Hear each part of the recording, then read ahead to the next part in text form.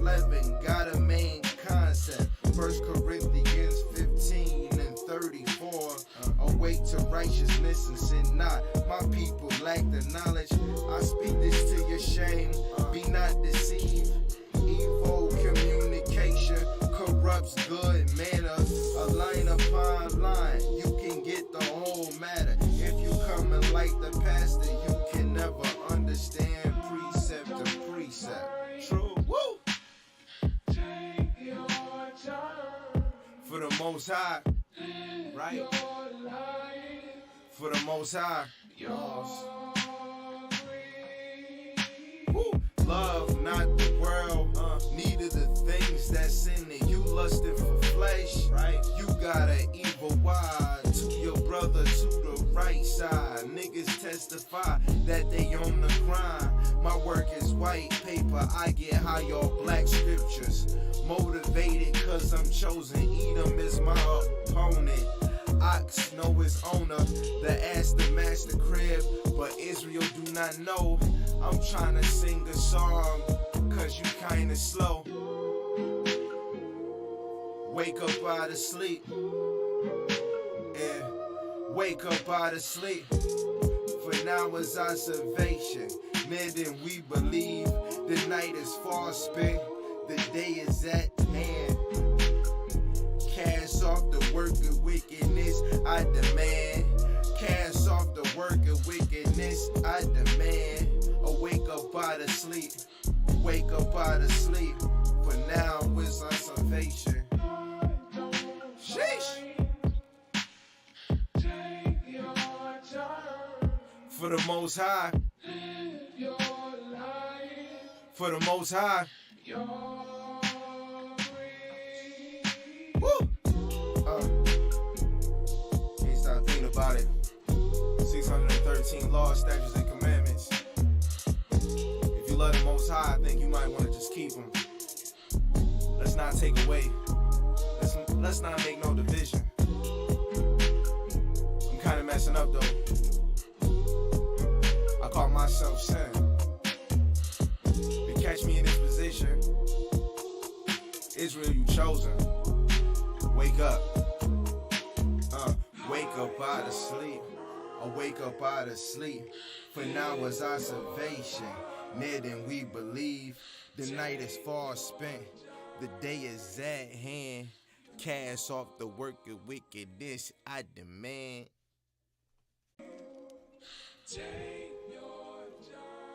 For the Most High, true. Yahweh Hashem, Yahweh Shai. Yaga. Take your time. For the Most High, lost. Live your life. For the Most High, lost. Wake up out of sleep, true. Wake up out of sleep, right? For now is our salvation, near than we believe. The night is far spent, yes. The day is at hand. Cast off the work of wickedness, I demand. Cast off the work of wickedness, I demand. Romans 13:11 got a main concept. 1 Corinthians 15:34. Awake to righteousness and sin not. My people lack the knowledge. I speak this to your shame. Be not deceived.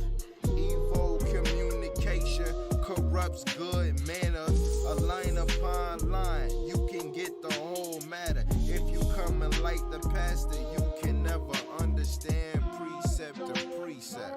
True. Woo! Take your time.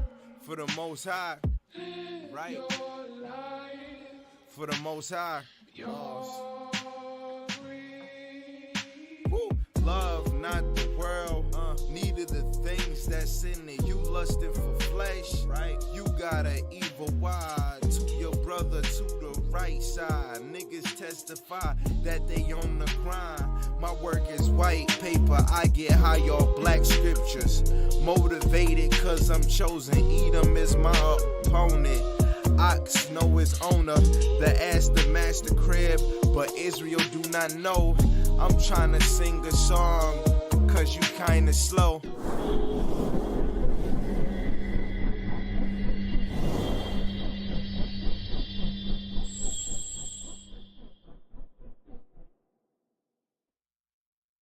Shalom, shalom, shalom, Israel, shalom. Kwam Yashua. All praises to the Most High, Yahweh, Bahasham, Yahweh Shai HaMashiach. All right, it's a nice rainy day today. It's raining, spring rain. All right, and we see it's a blessings.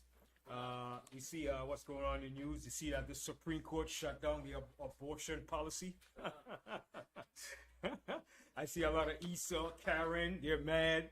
They're mad because abortion is shut down. The men are mad. How could the Supreme Court do something like that? Well, hey, that's the nature of the beast, right? Most High said in Revelation, the 13th chapter, that I saw two horns like a lamb, came up like a lamb, and then in the end it spake as a dragon.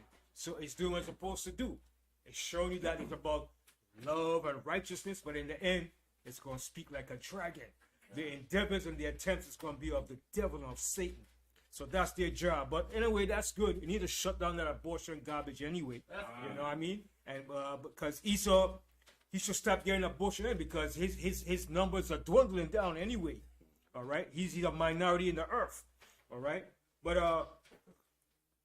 we're going to move on to better things, you know, in the scriptures. A continuation of our class. Joseph and Israel in Egypt, part 2. I want to show some history, historical books, records, and stuff showing that what took part in Egypt with the H.O.D.C and Israel in Egypt, and also with Joseph. So when we read our history, the H.O.D.C and Israelites played an integral part of Egypt. And for anyone to say that the Israelites were never in Egypt, that history never existed, we never exited Egypt, that's a blatant lie. Because you can't have the Israelites without the H.O.D.C or vice versa. Like I said, Israel played an integral part with the H.O.D.C in Egypt. Part of Egypt fame came of Israel in Egypt during the 18th dynasty. That was a period of one of Egypt's most successful triumph that they ever had in that 18th dynasty, when they expelled the H.O.D.C out of Egypt. But before I start a class, like as usual, I'll start my class with Psalms, the 43rd chapter. Psalms. And we're going to begin with Psalms, the 43rd chapter. Hallelujah. Let's go. Psalms chapter 43 and verse 1. Judge me, O Yahweh, and plead my cause against an ungodly nation. And that's what we want the Most High to do. To judge me, O Yahweh, and plead my cause against an ungodly nation. And we live in one of the most ungodly nations upon the face of the earth. All right? Continue. Oh, deliver me from the deceitful and unjust man. And deliver me from the deceitful and unjust man. And they're deceitful. They're very deceitful in their languages, in their policies that they make up. Everything that they do is very deceitful. All right? And they're unjust in their dealings towards us as a people. Continue. For thou art the power of my strength. Why dost thou cast me off? Why go I mourning because of the oppression of the enemy? And that's a question David was asking. And he was asking a question for the whole entire nation. Continue. O send out thy light and thy truth. Let them lead me. Let them bring me unto thy holy hill and to thy tabernacle. And he says, send out thy light and thy truth. All right? And let them lead me. Let them bring me unto the holy hill and to thy tabernacles. So this is what David was asking the Most High, to send out thy light and thy truth. Not only for David, but for all of us. All right? To lead us to that holy hill and to the Most High tabernacle. Continue. Verse 4. Then will I go into the altar of Yahweh, unto Yahweh my exceeding joy. Yea, upon the harp I will praise thee, O Yahweh, my power. And that's what David did. David praised the Most High when he played that harp, man. And that harp was a very, very powerful instrument that David sung songs upon. And David quieted that evil spirit in Saul. When the evil spirit rose up in Saul, David played that harp, man. And he plucked that harp, man. And you know that tune, music has a heavy vibration. When you hit that right note and that right tune, man, it could control frequencies, man. It's all about frequencies. Okay? Everything is a vibration and deals with frequency. And music has a very strong frequency when you hit that right note, man. All right? It does a lot of things. Continue. Verse 5. Why art thou cast down, O my soul? And why art thou disquieted within me? Hope in Yahweh, for I shall yet praise him, who is the health of my countenance and my power. See that? For the Most High is the health of my countenance and my power. And I say hallelujah. All right. So shalom to all Israel. All right. I said Kwam Yasharallah. I say shout out to you foes, you enemies, you haters as well that hate the Most High, that hate the Bible, that hate the truth. Shout out to you too, because you playing your part too, and you don't even know it. All right. But most prop goes to those that believe in the Most High and trust in the Most High. That's who the props goes to. Kwam Yasharallah.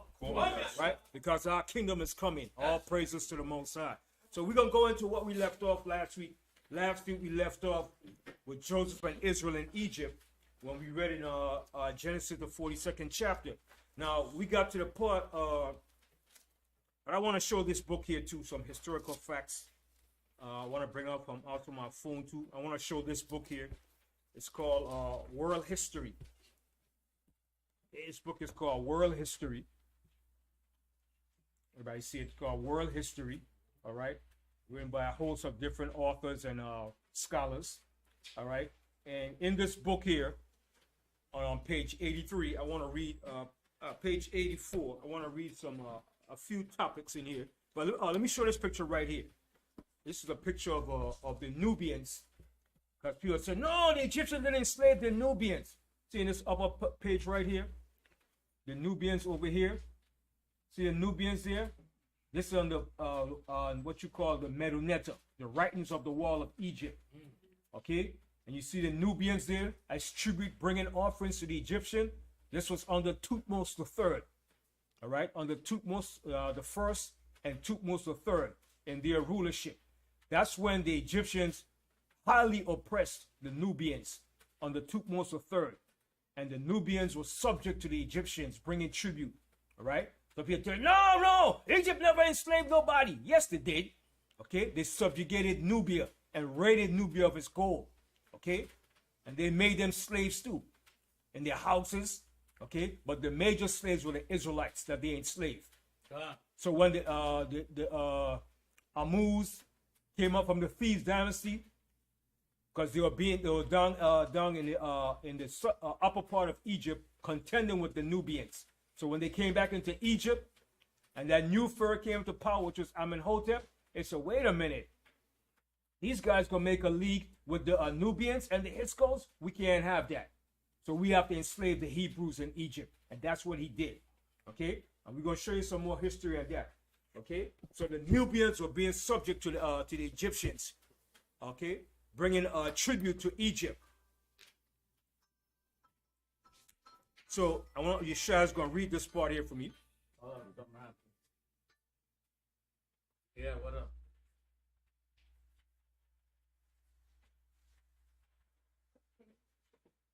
This is on page 84.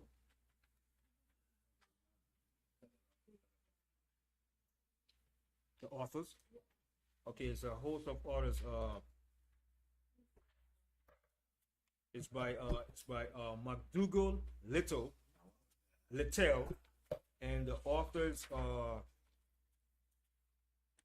it's a host of authors. Roger B. Beck, Linda Black, Larry S. Krieger, Philip C. Naylor, and the publisher is Houghton Mifflin Company. Yeah, MacDougall Little. Yeah, a Houghton Mifflin Company. When it stopped, you have it up? It froze. It froze? Wow. Probably just gotta get it on camera. Love you, man. Come on. You can't make this stuff up. Every week. You cannot make this stuff up. I guess maybe when you And move. it won't even cut off. Can you believe that? It won't cut off.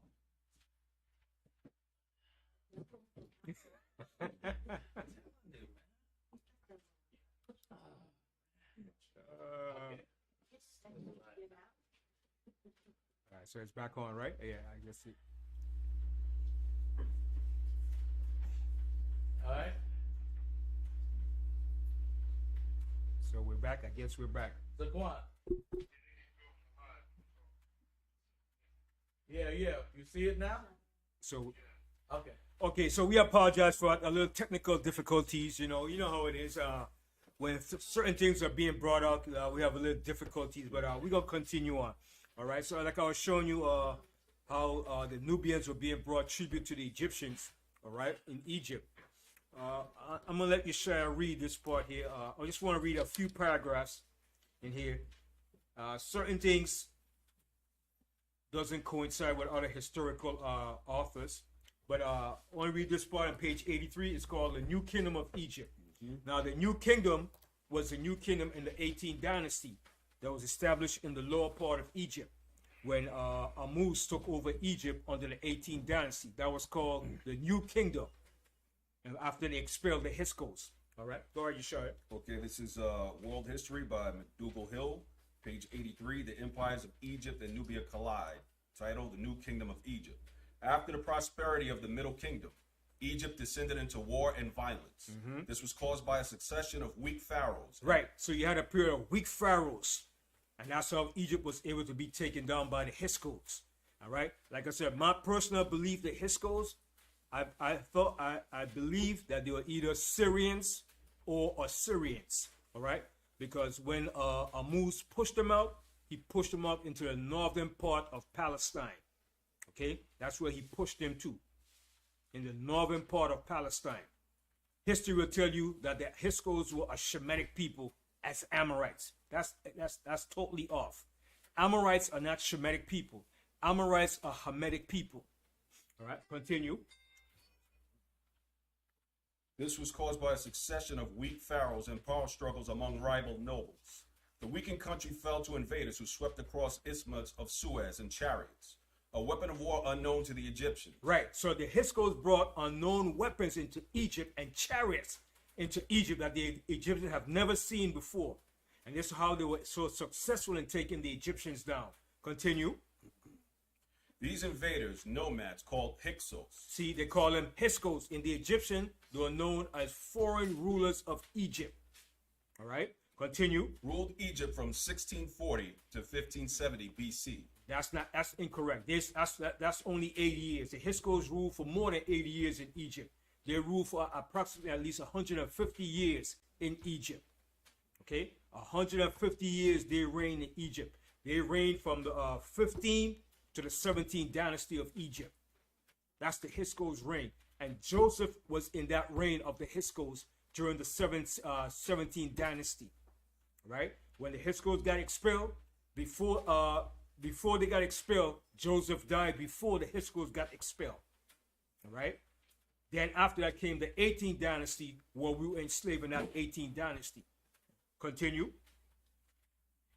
The Hyksos invasion shook the Egyptians' confidence in the desert barriers that had protected their kingdom. Around 1600 BC, a series of warlike rulers began to restore Egypt's power. Among those who helped drive out the Hyksos was Queen H.O.D.C. The queen took over when her husband died in battle. The next pharaoh, Thutmose, won a great victory over the hated Hyksos. His successors drove the Hyksos completely out of Egypt and pursued them across the Sinai Peninsula into Palestine. See, and he pushed them way up into the Sinai Peninsula into Palestine in the northern part. So that's why I greatly believe they were either Syrians, because they were shepherds just like the Hebrew Israelites. Okay, so he expelled them out of Egypt. So in order for you to say that Israel never existed, that's like saying the Hyksos never invaded Egypt. Okay, and we know the Hyksos invaded Egypt and they ruled Egypt, because that humiliated the Egyptians so bad that when they had a chance to take back Egypt, that new king said, nah, we got to put the children of Israel in slavery. He said, lest they join forces with our enemies. And their enemies were the Hyksos and the Nubian. So he said, you know what? We have to enslave these Hebrew Israelites in Egypt, because we were still in Egypt at that particular time. Continue. After overthrowing the Hyksos rulers, the pharaohs of the New Kingdom, about 1570 to 1075 BC, sought to strengthen Egypt by building an empire. Egypt now entered its third period of glory in the New Kingdom. That's the New Kingdom, which was the 18th dynasty in Egypt, in the lower part of Egypt. That began our dynasty, that we were in Egypt. Okay? Now, from that point, in that 18th dynasty, that's when we were in Egypt as slaves. All right? When Jacob and his sons went down to Egypt, we were not slaves in Egypt. And we're going to go back to that part where Joseph was ruling in Egypt. And this was the beginning point when his father and his brothers came down to Egypt. All right, continue. During this time, it was wealthier and more powerful than ever before. See, Egypt became wealthier and more powerful than ever before. Why? Because you had slave labor to build up your country, Egypt. All right? The readers here too.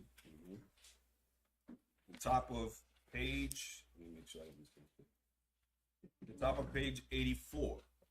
Thutmose III. Now, Thutmose III, this was the pharaoh of the Exodus. All right? So you had Thutmose III and you had Thutmose I. This is where Moses' name came from. Moses was born during the time of Thutmose I. Right? That's where his name came from. Read it. Go ahead. Thutmose III proved to be much more warlike ruler. In fact, his eagerness to ascend to the throne, Thutmose III may even have murdered his stepmother, Hatshepsut. Hatshepsut was the one that found Moses in the Nile River. Okay? Read on. Between the time he took power and his death around 1425 BC, Thutmose III led a number of victorious invasions into Palestine and Syria. He led 17 annual invasions into Palestine. He was a warlike pharaoh. 17 annual invasions. And during that period, he was fighting against the Nubians and he enslaved the Nubians, raided Nubia of their gold and their wealth. Continue.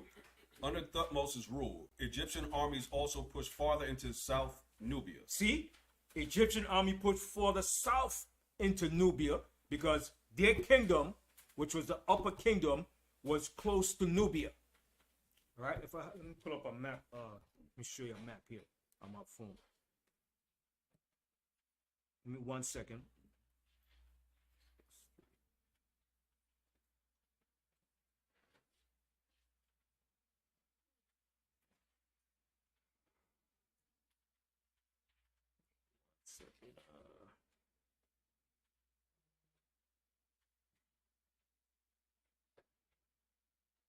Okay, this map right here. Let me show this map. I don't know if you can pick this up on I don't know if it's gonna pick it up that clear. So it says there Egypt. Bring it down.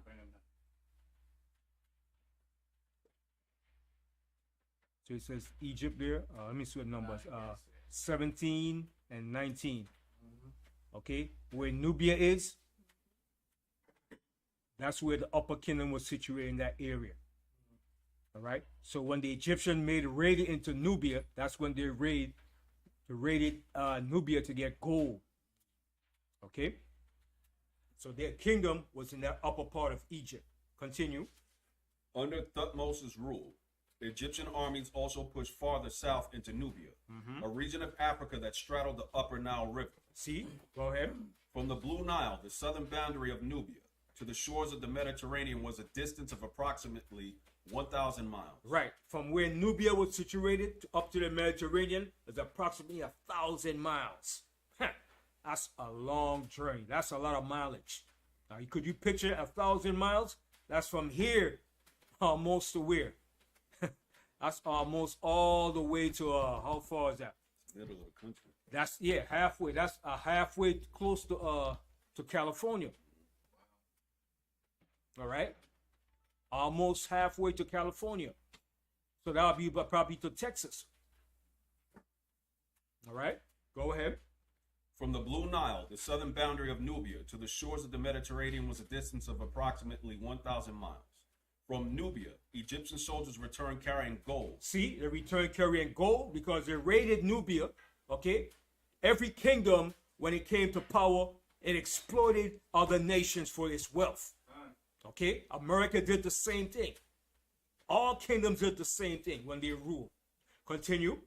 Cattle, ivory, and many captives whom they enslaved. See, many captives whom they enslaved. So they tell you, well, Egypt never enslaved nobody. Don't believe that, brothers. Egypt had chattel slavery just like America. That's where America got that from, chattel slavery from Egypt. Continue. The destinies of Egypt and Nubia would be connected for hundreds of years. Egypt was now a mighty empire. It controlled lands around the Nile and far beyond. In addition, it drew boundless wealth from them. Contact with other cultures brought Egypt new ideas as well as material goods. See, contact from other kingdoms made Egypt famous. Okay, from other Shemitic nations and countries in the in what you call the Middle East era. Continue. Egypt had never before, nor has it since, commanded such power and wealth as during the reigns of the new kingdom pharaohs. Right. So this 18th dynasty, man, became a powerful dynasty. Okay. Now jump over here now and read this part. This part here. Egypt's empire fades. After these invasions, Egypt never recovered its previous power. Egypt broke apart into regional units. Isolated rural populations erected their own walled defenses. In Egypt's former empire, numerous small kingdoms arose. Each was eager to protect its independence. As the empire faded into a distant memory, princes of these small kingdoms treated Egyptian officials with contempt. Power. All right. So that's good. I'm gonna drop down there. Yeah. From 950 to 730 BC, Libyan pharaohs ruled Egypt and erected cities. See, Libyan pharaohs took over the Egyptian rule dynasty. Okay, Taharka. Okay, Shishak. All right, go ahead. Far from imposing their own culture, the Libyans embraced the Egyptian way of life. See, the Libyans embraced the Egyptian way of life just like the H.O.D.C did. The H.O.D.C embraced the Egyptian culture. Okay, so every kingdom that invaded Egypt took on the Egyptian culture, just like the H.O.D.C did. Continue. When the Nubians came forth to seize power, they too would adopt the Egyptian religion. See, when the Nubians took seize of Egypt, they took on the same culture as the Egyptian. They did the same thing too. They adorned themselves in Egyptian culture, took on Egyptian names too. Continue. Would adopt the Egyptian religion, manners, and culture. See, they adopted their religion and their cultures. There was more to it. Oh yeah, the next part. The Cushites conquered the Nile region. For centuries, Nubia, the area along the upper Nile River south of Egypt, had been a source of products and slaves for Egypt. Egypt's domination of Nubia and the Nubian kingdom of Kush lasted for about 1,000 years. See, so how long they were invading Nubia and dominating Nubia. So don't believe that crap they tell you, oh, and Egypt never enslaved nobody. Okay? Because Seti will tell you, oh, you Hebrews, you hate Africans. Egypt hated the other African nations too, just as well. They conquered and subdued them. Okay? There's more to that? Go ahead. Between 2000 BC and 1000, during this time, the Egyptian armies raided and even occupied Kush for a brief period. See, they raided and occupied Kush for a brief period. Continue. But as Egypt fell into decline around 1000 BC, Kush was emerging as a regional power. Nubia would now establish its own Kushite dynasty on the throne of Egypt. See, so it was a back and forth rivalry with Nubia and Egypt. All right. So that's it on that. I just want to share that part of history, right? And now let's go back to Joseph and Egypt and Israel. Joseph and Israel. Let's go back to Genesis, right? I want to share something here. Now, when Joseph was ruling in Egypt, remember we told you what age did he take? What age did he become ruler of Egypt? What age did he become ruler of Egypt? At 30. All right. So remember, let's go back real quickly to that real quick. All right. Let's get a little brush up real quick on that. Let's go to Genesis 41.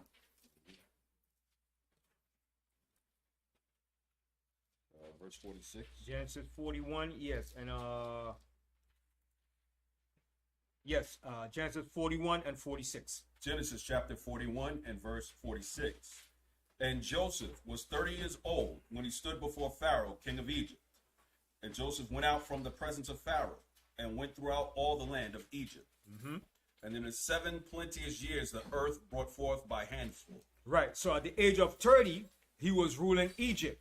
Now, when his father and his brothers came down to Egypt, they came down to Egypt in the 9th year of Joseph's reign in Egypt.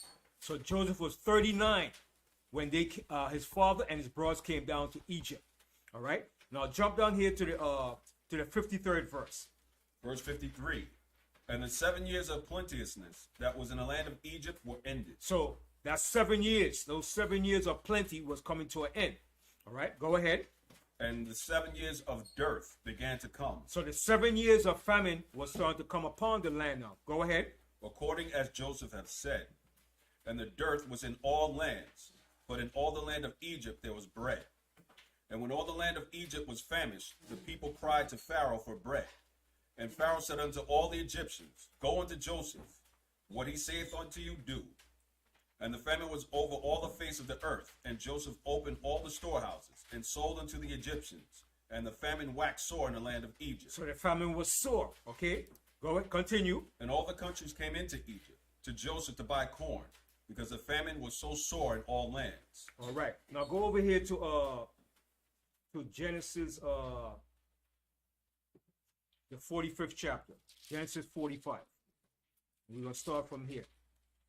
Genesis 45. And so let's start from the first verse. Genesis chapter 45 and verse 1. Then Joseph could not retain himself before all them that stood by him. And he cried, because every man to go out from him.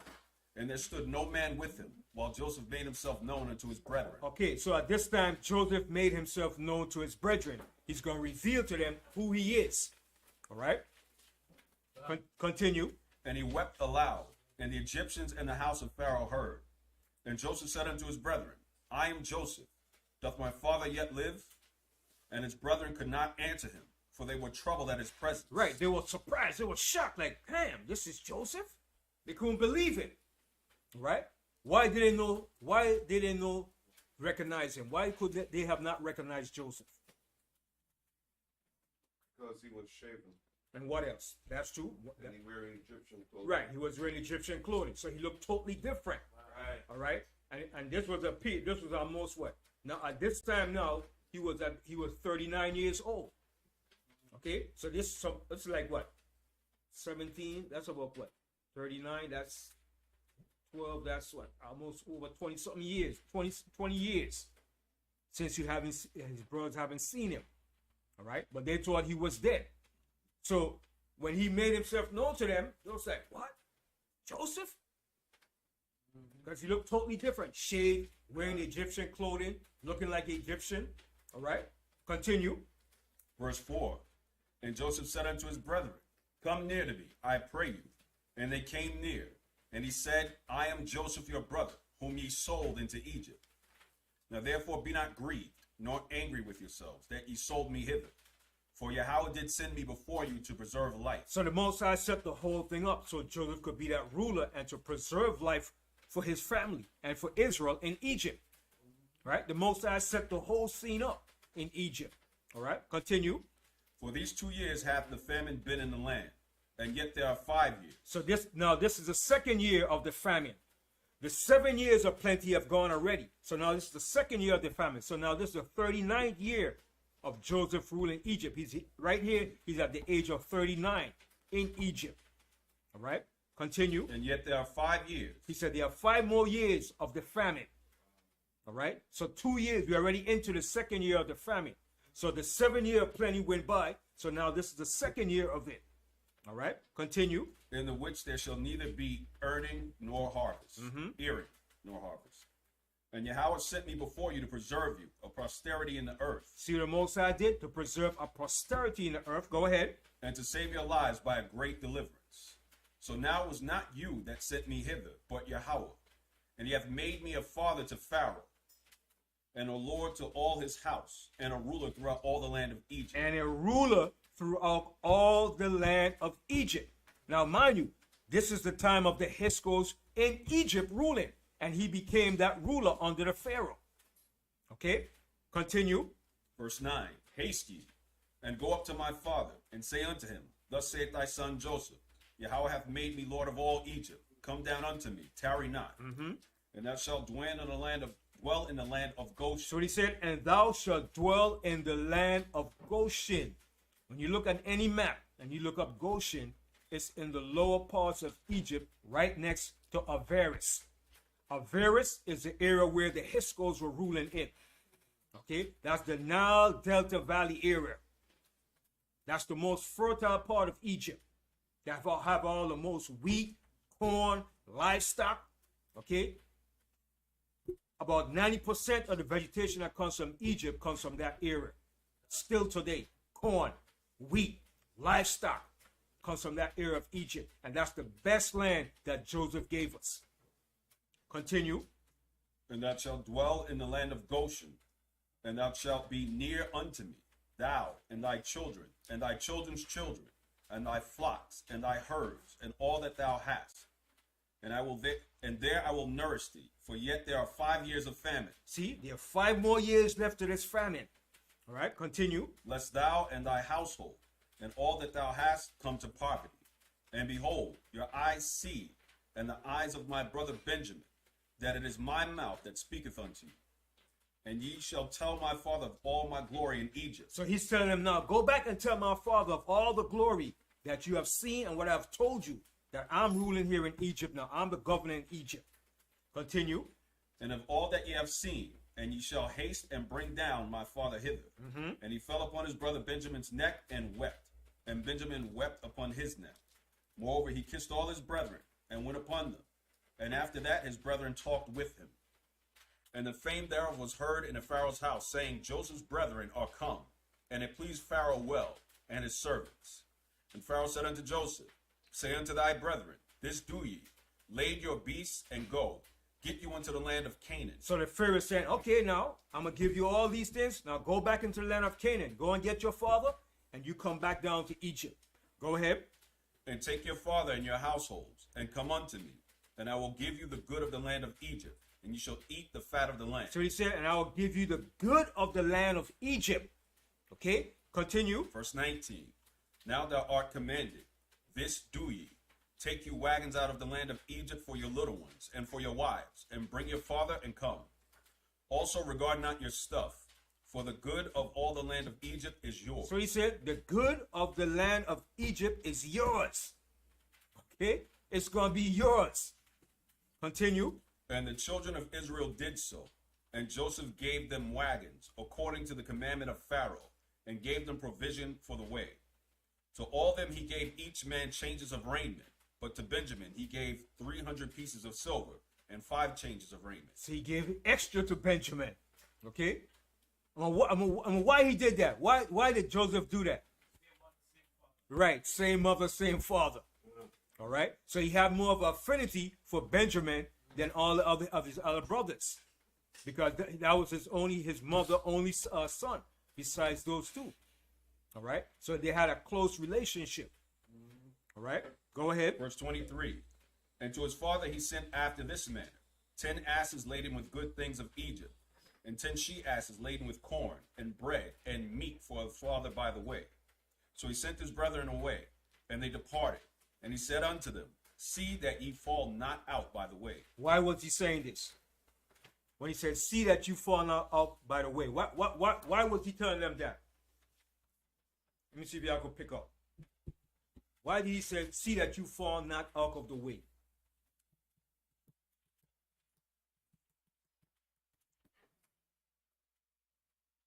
Remember, it was a famine, right?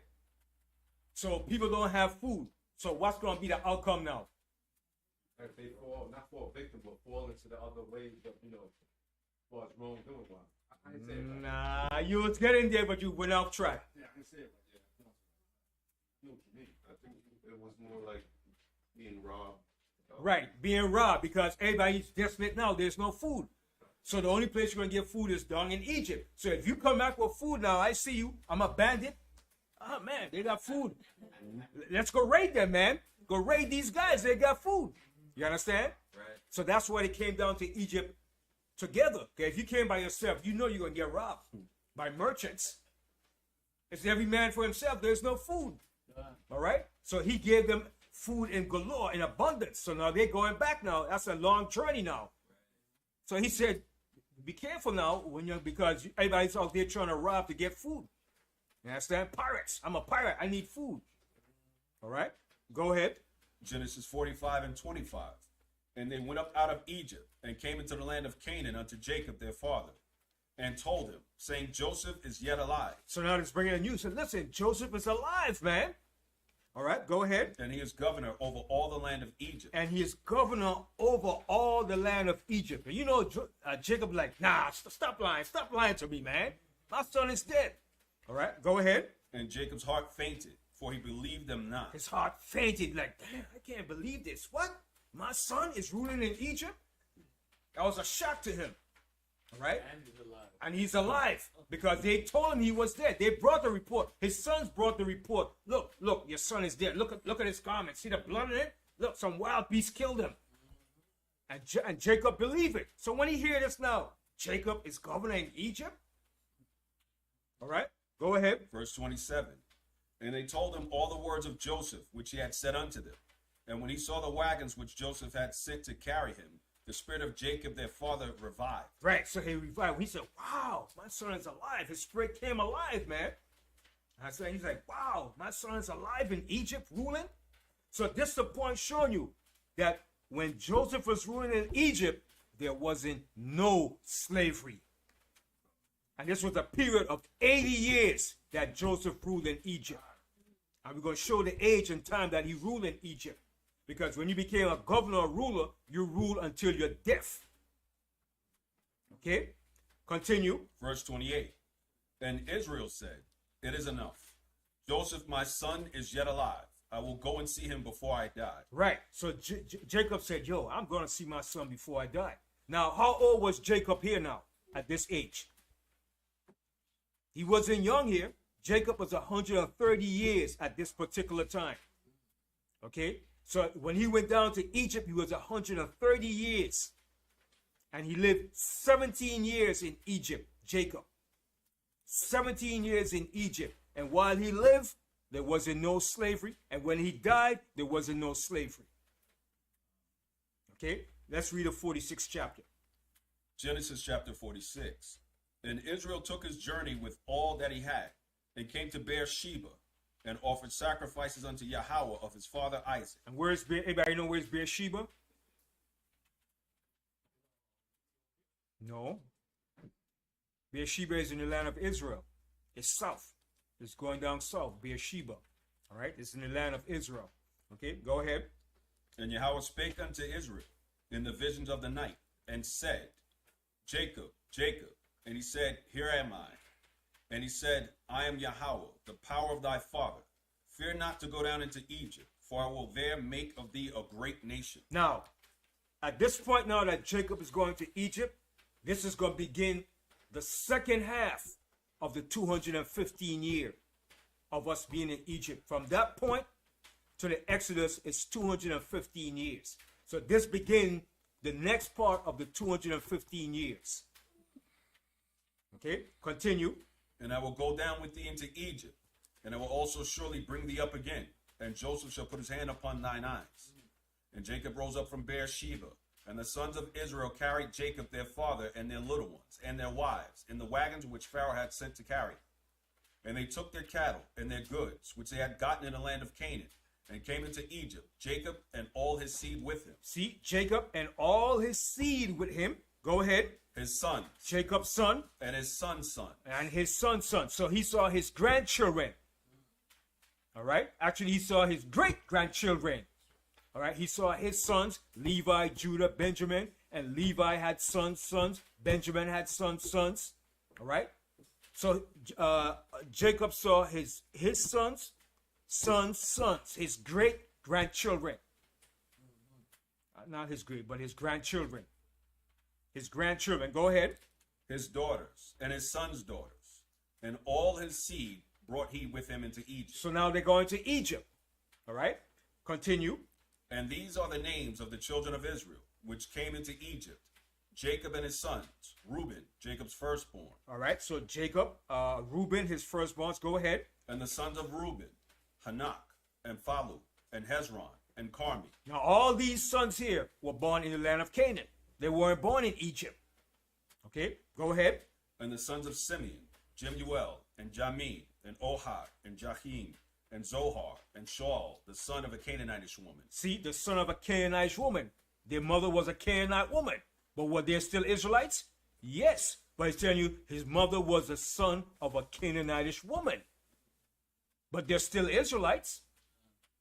All right, go ahead. And the sons of Levi, Gershon, Kohath, and Merari. See, and these three sons of Levi, Goshen, Kohath, and Merari.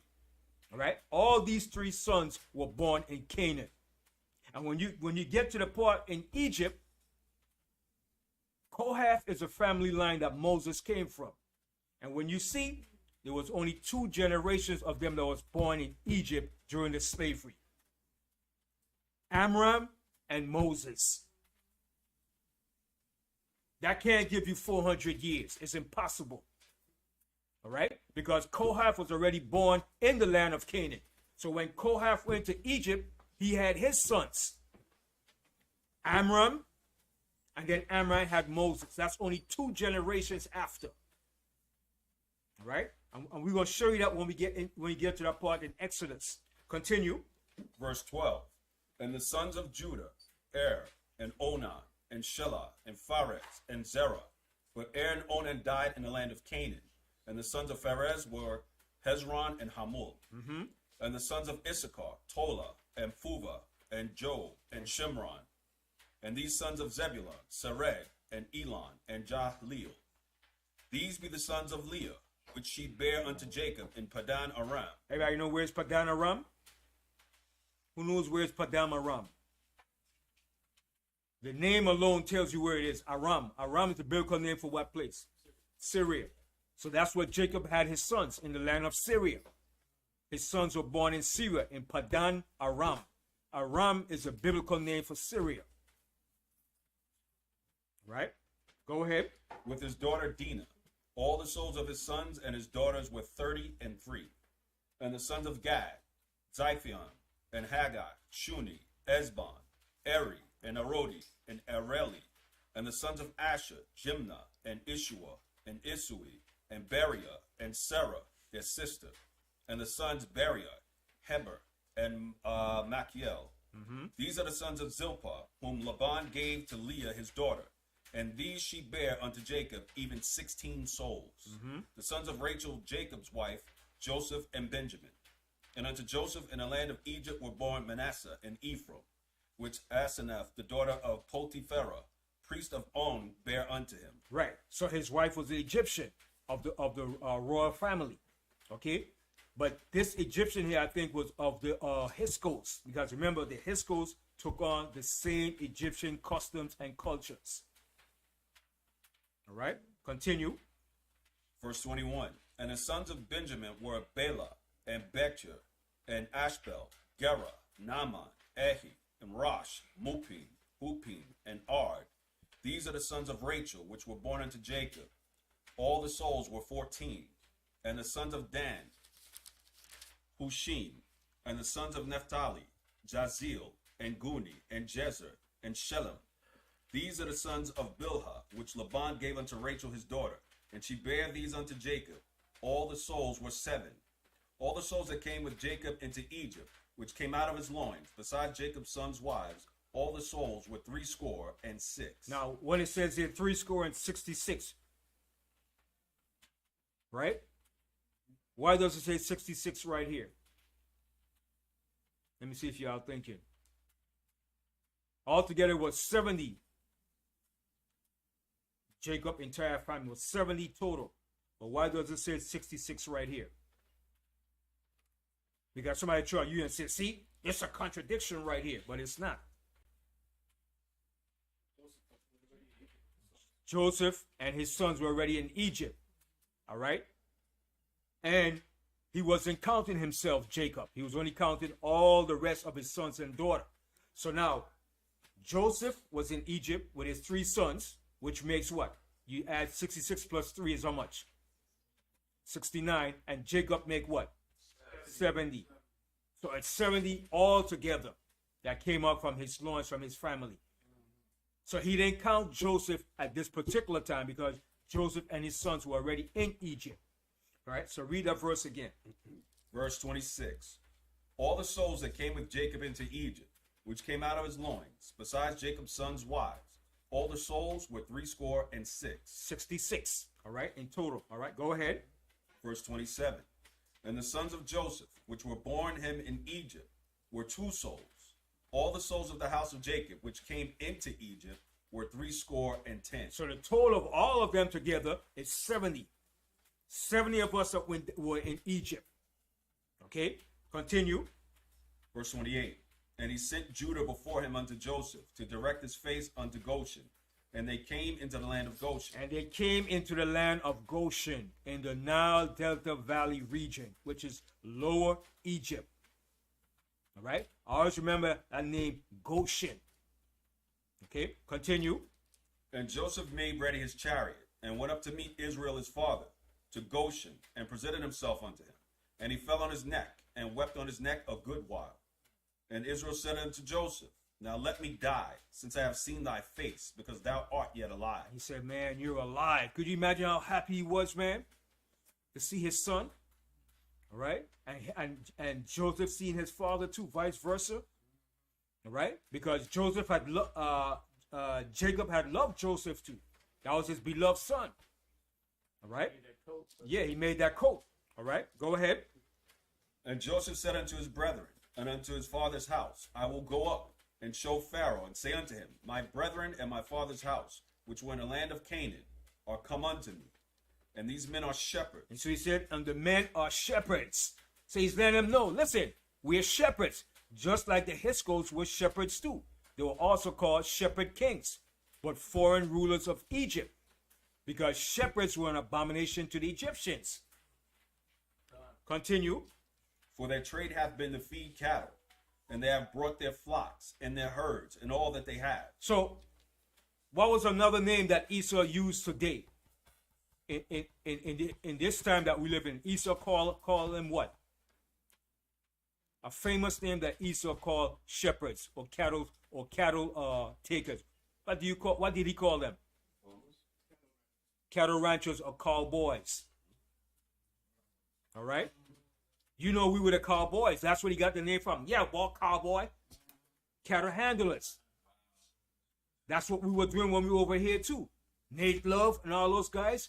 They were the first black cowboys. I used to take down a cow, manhandling. Okay.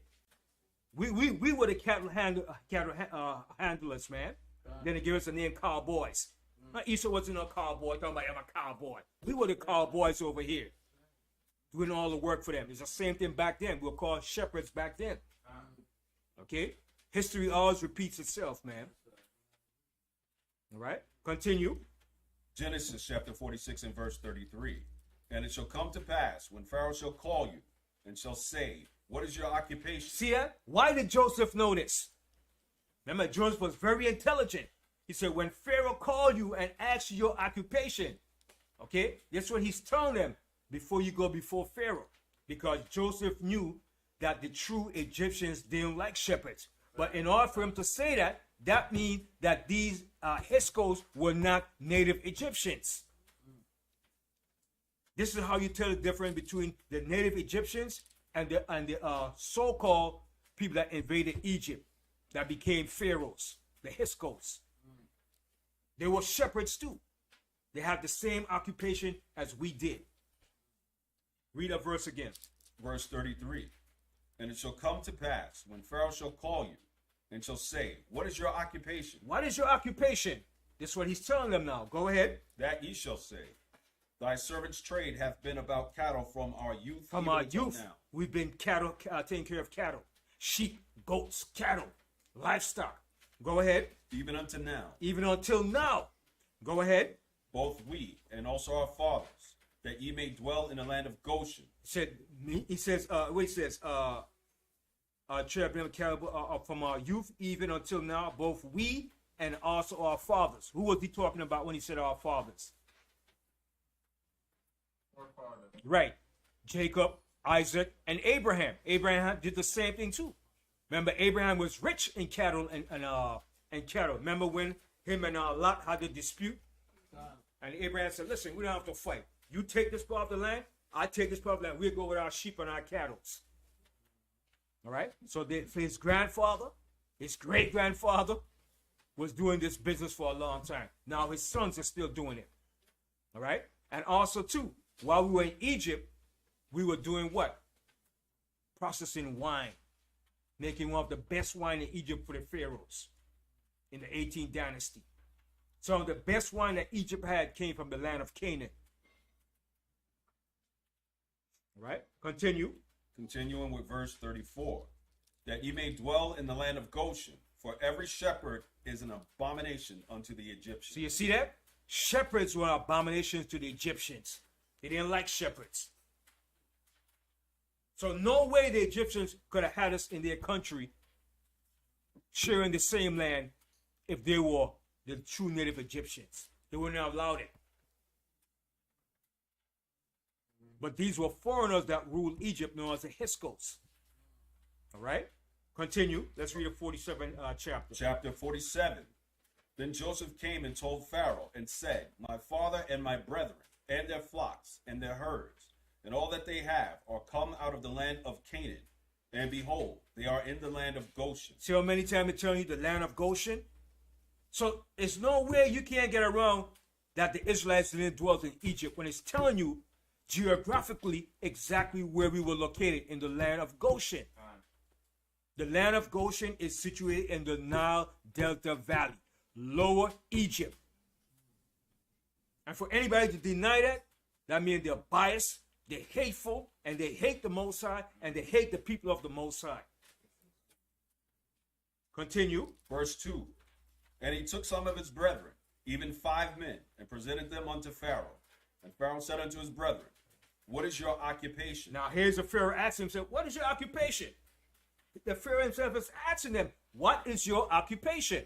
Go ahead. And they said unto Pharaoh, Thy servants are shepherds, both we and also our fathers. See, so they retain the same that Joseph told them to say. When you go before Pharaoh, you say you're a shepherd, man, okay? Because he's going to put you in the best land. So Joseph knew this. So he said, he advised him, listen, when you go before Pharaoh, you tell him you're shepherds, all right? Because he's going to put you in the best land of Egypt. That's how a ruler rules when it comes to your people. You're supposed to look out for the interests of your people. When the so-called Jews put their people in office, they look out for the so-called Jews. Okay? But when our people get in office, well, I'm here for the benefit of the American people, not just blacks. But everybody that elects somebody from their nation, they look out for their own people. You put a Chinese in office, he's going to look out for his own people. You put a Polish in office, you put an Italian, he's going to look out for the interests of his Italian people. But when it comes to our people, well, no, see, well, I can't do that. We have to look out for the interests of the American people. Cut the bull crap, man. You're supposed to look out for the interests of your people. That's why we put you in office.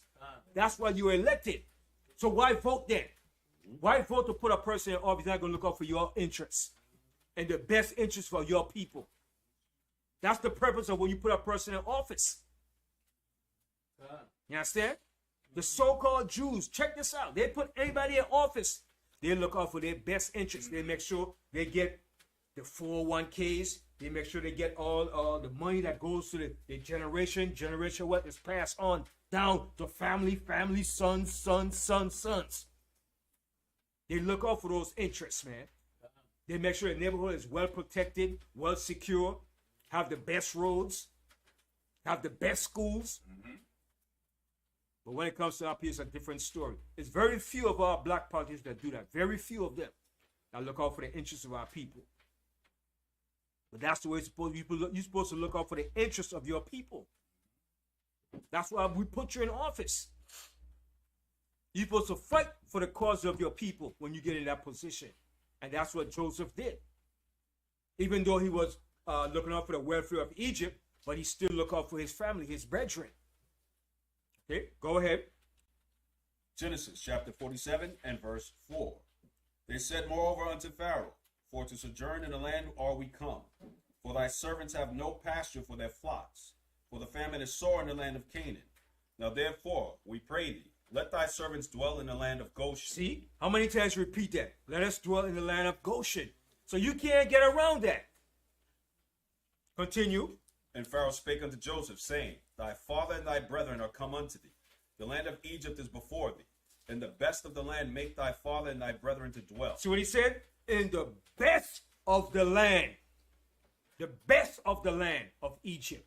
Continue. In the land of Goshen, let them dwell. And if thou knowest any men of activity among them, then make them rulers over my cattle. And Joseph brought in Jacob his father, and set him before Pharaoh. And Jacob blessed Pharaoh. And Pharaoh said unto Jacob, how old art thou? Now, why did Jacob bless Pharaoh? You might say, why Jacob blessing Pharaoh? Is that showing honor? Right, honor and courtesy. Being that he's a foreigner or stranger in the land, he's showing that respect and that courtesy. Okay? Okay? So don't get it twisted like, why Jacob blessing Pharaoh? He's showing respect. And and the Pharaoh is showing hospitality towards him. So him as a wise old man is showing the same gratitude and respect. And then again, the scripture said, be wise as a serpent. And harmless as a dove. You understand? So you got to show that. You're an old man. You got sons. You got to show your wisdom too. Show your gratitude. All right? Continue. And Pharaoh said unto Jacob, how old art thou? Now Pharaoh's asking Jacob, how old are you, man? Go ahead. And Jacob said unto Pharaoh, the days of the years of my pilgrimage are 130 years. So I'm 130 years. Jacob was 130 years when he went down to Egypt. Continue. Few and evil have the days of the years of my life been, and have not attained unto the days of the years of the life of my fathers in the days of their pilgrimage. So what is he saying? He said, what is he telling him right here in brief? Read that part again when he says, few and evil have the days of the years. Few and evil have the days of the years of my life been, and have not attained unto the days of the years of the life of my fathers in the days of their pilgrimage. So what is he telling Pharaoh right here? He's saying that he been through a hard life. Close to. And the forefathers, he didn't get to prospect what they did. Close to. Forefathers lived to be 9 and 8 and 700 years. Yeah, they lived longer than him. He said, I'm just a tidbit. He said, my life ain't nothing compared to the life of my fathers before me. Because Abraham lived to be, 175 years. Then you go further back up, they live longer. All right? So he said, man, I'm just on the bottom of the lifespan of my fathers before me. All right? Go ahead. Verse 10. And Jacob blessed Pharaoh, and went out from before Pharaoh.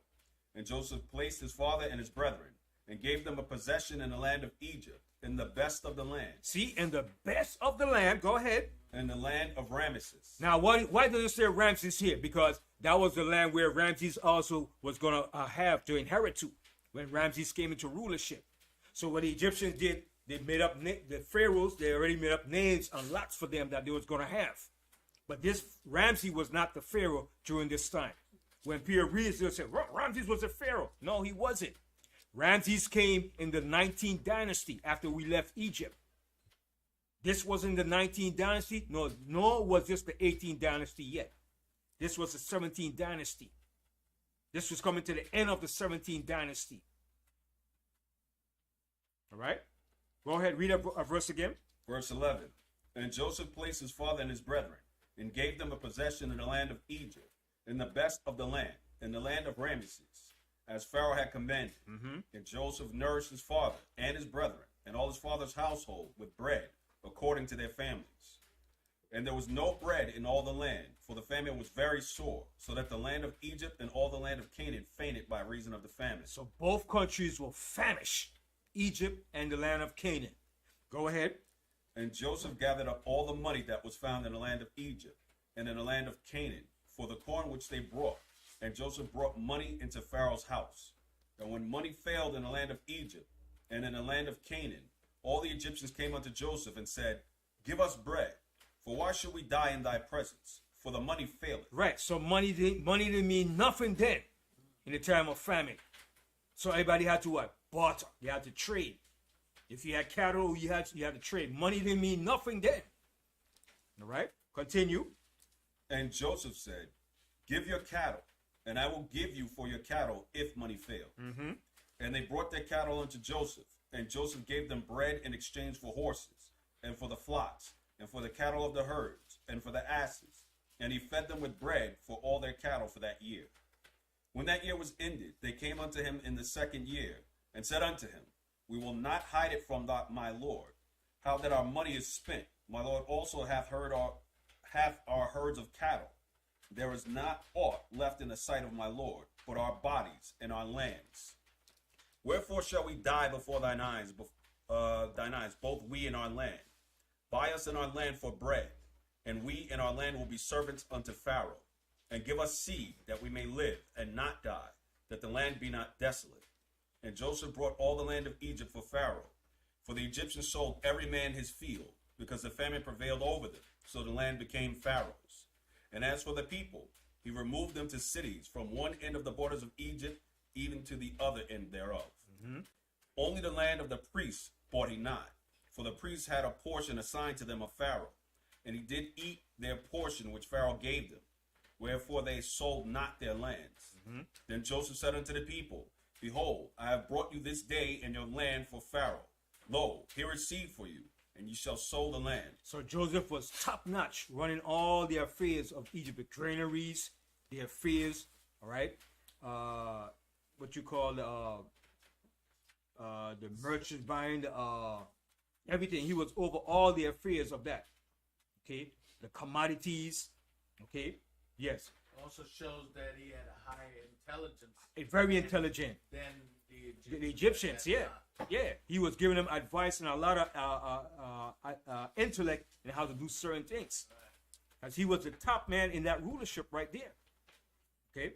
The pharaohs looked to him for answers and how to keep Egypt afloat. Continue. Genesis 47 and 24. And it shall come to pass in the increase that ye shall give the fifth part unto Pharaoh, and 4 parts shall be your own, for the seed of the field, and for your food, and for them of your households, and for food for your little ones. And they said, Thou hast saved our lives. Let us find grace in the sight of my Lord, and we will be Pharaoh's servants. And Joseph made it law over the land of Egypt unto this day. See, he made a law over Egypt. Okay, a law over Egypt. And the Egyptians and them still kept that same law and custom that Joseph introduced. Continue. That Pharaoh should have the 5th part, except the land of the priests only, which became not Pharaoh's. And Israel dwelt in the land of Egypt, in the country of Goshen, and they had possessions therein, and grew and multiplied exceedingly. And this was under Joseph. All right, this was under Joseph. We grew and we multiplied exceedingly in the land of Goshen. Continue. And Jacob lived in the land of Egypt 17 years. See, Jacob lived in the land of Egypt for 17 years. So he lived a total of 147 years altogether. But he lived 17 years in Egypt. Continue. So the whole age of Jacob was 147 years. And the time drew nigh that Israel must die. And he called his son Joseph and said unto him, If now I have found grace in thy sight, put, I pray thee, thy hand over my thigh, and deal kindly and truly with me. Bury me not, I pray thee, in Egypt. So Jacob said, listen, when I die, don't bury me in Egypt. Bury me back in the land of my fathers. Okay? Continue. But I will lie with my fathers, and thou shalt carry me out of Egypt, and bury me in their burying place. And he said, I will do as thou hast said. And he said, Swear unto me. And he sware unto him. And Israel bowed himself upon the bed's head. Right. So whenever a person made an oath or swore an oath, they live out that oath. And he swore to his father. He said, Swear to me that you will bury me back in the land of my fathers. And Joseph said, I will do it. Yes. Jacob heard from the Most High, told him that that land will be given to his seed. To his seed. Yeah, He was promised, yeah, to Abraham, yeah. All right? Yes. Also, what I see there too is when he told him that to make sure you're not buried there, Joseph did the same thing too. But Joseph was embalmed, but his body, eventually, when they left out of Egypt, they took his body up. So Joseph was embalmed. And that was the thing of Egypt. Right? And Joseph knew that science too. Because remember, he lived all his life in Egypt. You understand? Yes. Related to the scriptures that I understood, why they would want their body to bury somewhere else if the resurrection is in a different process? Because they wasn't born there. They want everything want to be back into the land of your origin. That's a tradition. That's something that's deeply spiritually ingrained in our forefathers. You want to be brought back into the land that was given to you, the land of your birth, your nativity. Right. Even to say some people, foreign people in different countries, man, don't bury me here. Take me back to my country where I was born. A lot of Africans, when they come here, no, take me back to my country in Africa. Take me back to Nigeria. I don't want to be buried here. Take me back over to Nigeria. A lot of people do it. Even some Europeans do it too. Understand? Yeah. That's what I say something pertaining to that. Say for instance, never the Most High put me to sleep. Right? I'm talking with somebody now when the brother said that I'm gonna have a spiritual, Hebrew burial. Wherein if you tell your like say for instance now, you tell your family members that how you will be buried, they do it any kind of way. You take their body part and all that stuff. That's all I want to say. Change that. And I'll be buried, like Hebrew buried. All right, go ahead. Genesis chapter 48 and verse 1. And it came to pass after these things that one told Joseph, Behold, thy father is sick. And he took with him 2 sons, Manasseh and Ephraim. And one told Jacob and said, Behold, thy son Joseph cometh unto thee. And Israel strengthened himself and sat up on the bed. So now he was old and getting old, tired. It's time for him to depart. There's one thing with our forefathers. We always knew when it was time to go home. And they didn't have much of a fear of that. You understand? They understood that it's time for you to pass on. You leave your inheritance to your sons, and wherever you prepare everything, and you know that your time is coming. It's time to transcend. Most people today are like, no, I don't want to die, man. But that's part of living too, man. Right. You have to prepare for death too. And I know that's a hard thing. Like, damn, prepare for death? What, brother? Why you jinxing me? But it's not jinxing. It's something you have to preparation. Abraham did the same thing. Right. Isaac did the same. That's why they were able to have lot and burying place for them when they died. Right? So they were preparing for that time when it came. Because remember, we're pilgrims on this earth.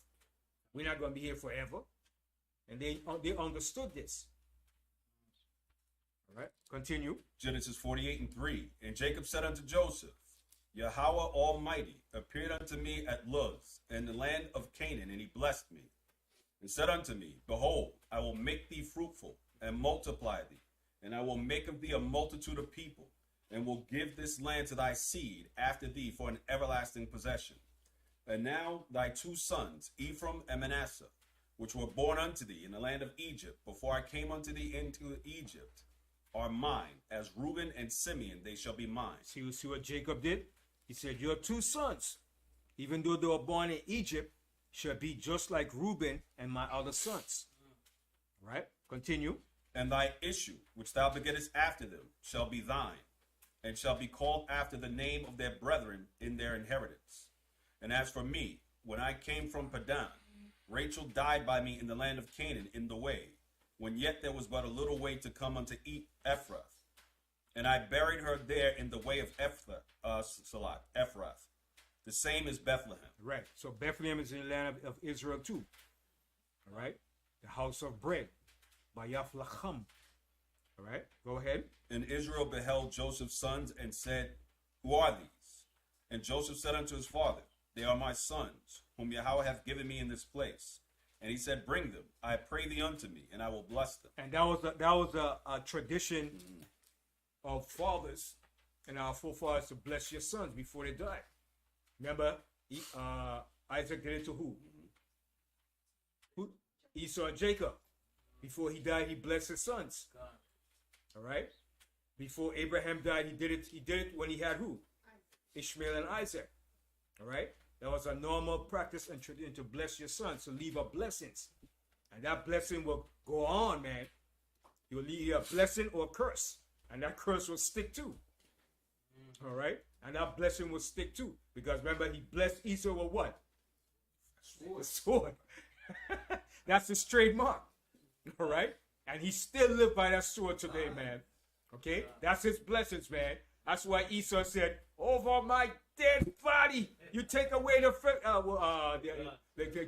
Constitution will bear arms. He said, over my dead body, you'll never take away my rights to bear arms. He believes in that, man. The NRA, Charleston Heston, when he was over it, you don't mess with that, man. Take away his weapons, you could, boy, that would be a fight of your life. Over my dead body. That constitutional right to bear arms, they believe in that, man, strongly. Okay, and because they know, they don't know it spiritually, but they know it physically. That's my right. Understand? But the elites know spiritually that's their blessings. The rest of the people, the peons, they don't know it. They're just going according to what they've been taught.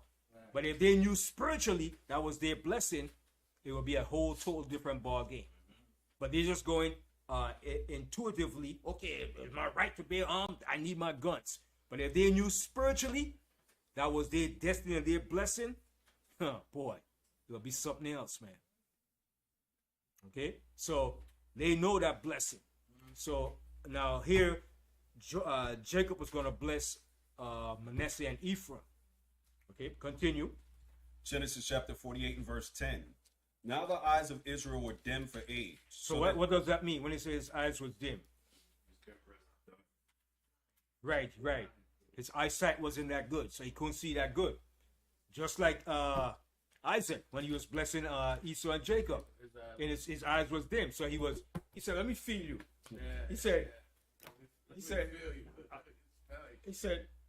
the voice sounds like Jacob, but the body is of Esau, hairy. You're feeling it all over. He said, wait, the voice sounds like Jacob. All right. But when you're blind, your senses, for some reason, become stronger. You could pick up and feel things different. You understand? So he knew the only way to be sure was to feel him. He said, damn, I feel all this here like a damn goat. This is Esau. Man. You know what I mean? All right, go ahead. And he brought them near unto him, and he kissed them, and embraced them. And Israel said unto Joseph, I had not thought to see thy face, and lo, Yahweh hath showed me also thy seed. And Joseph brought them out from between his knees, and he bowed himself with his face to the earth. And Joseph took them both, Ephraim in his right hand toward Israel's left hand, and Manasseh in his left hand toward Israel's right hand, and brought them near unto him. And Israel stretched out his right hand and laid it upon Ephraim's head. So he did the opposite. Because, the elder is supposed to get the blessing. But Jacob did the opposite. All right? Now watch what Joseph said now. Go ahead. And laid it upon Ephraim's head, who was the younger, and his left hand upon Manasseh's head, guiding his hands wittingly, for Manasseh was the firstborn. And he blessed Joseph, and said, Yahweh, before whom my fathers Abraham and Isaac did walk, the power which fed me all my life unto this day, the angel which redeemed me from all evil, bless the lads, and let my name be named on them, and the name of my fathers Abraham and Isaac. Let them grow into a multitude in the midst of the earth. And when Joseph saw that his father laid his right hand upon the head of Ephraim, it displeased him. Yeah, what is he doing, man? Because he knew the elder son is supposed to get the blessing from the father, that right hand, that blessing. Go ahead. And he held up his father's hand to remove it. He held up his hand like, no, Pops, hold up, Dad, hold up, what you doing? All right, go ahead. To remove it from Ephraim's head unto Manasseh's head. And Joseph said unto his father, not so, my father, for it is the firstborn. Put thy right hand upon his head. No, Father, put your right hand upon the firstborn, because your right hand represents a blessing. All right, go ahead. And his father refused and said, I know it, my son. I know it. But how did Jacob know this? It's the spirit. It's a spiritual thing. The Most High was guiding him spiritually. He said, I know it, my son. I know, son. I know. Go ahead. He also shall become a people, and he also shall be great. But truly his younger brother shall be greater than he, and his seed shall become a multitude of nations. And he blessed them that day, saying, in thee shall Israel bless, saying, Yahweh make thee as Ephraim and as Manasseh. And he set Ephraim before Manasseh. And Israel said unto Joseph, behold, I die.